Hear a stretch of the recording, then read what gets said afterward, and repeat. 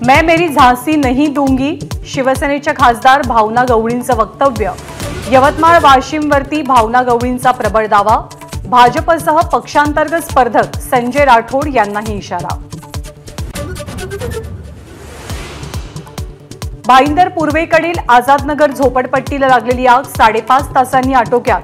एकाचा मृत्यू, 3 जण जखमी। 40 ते 50 झोपड्या आगीच्या भक्ष्यस्थानी। विधिमंडळाच्या पायऱ्यांवर विरोधकांचं आंदोलन। कापसाला 14,000 रुपयांचा भाव देण्याची मागणी।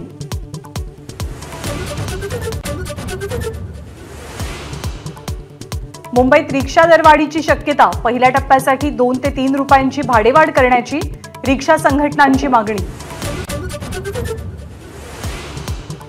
गुजरातच्या पोरबंदर किनारपट्टीवर 3,000 किलोंचा ट्रक जप्त। 4 अटक। गुजरात एटीएस, नेव्ही आणि एनसीबीची संयुक्त कारवाई।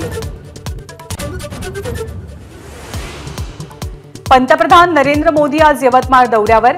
बचत गटाच्या 2.5 लाख महिलांचा मेळावा। राज्यातल्या कोट्यवधींच्या विकास कामांचं उद्घाटन आणि लोकार्पण।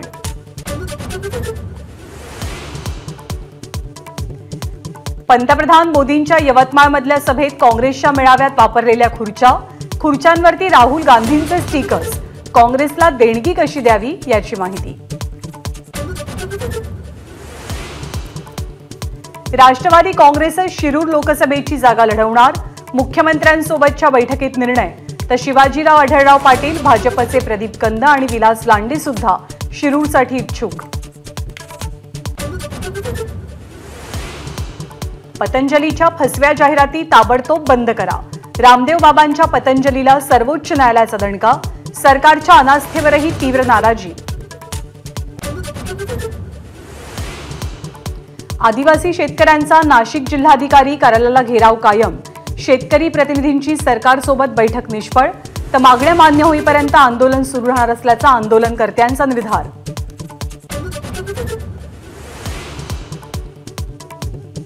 टाटा इन्स्टिट्यूटकडनं कर्करोगावरच्या गोळीचं संशोधन।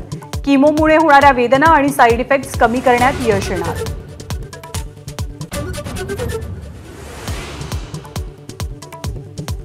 राज्य शासनाचा पहिला महाराष्ट्र वनभूषण पुरस्कार जाहीर।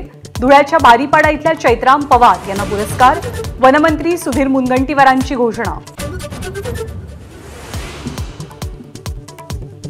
मोडनिंबच्या सुप्रसिद्ध लावणी कलावंत प्रमिला लोडगेकर यांना संगीत नाटक अकादमीचा बिस्मिल्ला खा पुरस्कार जाहीर।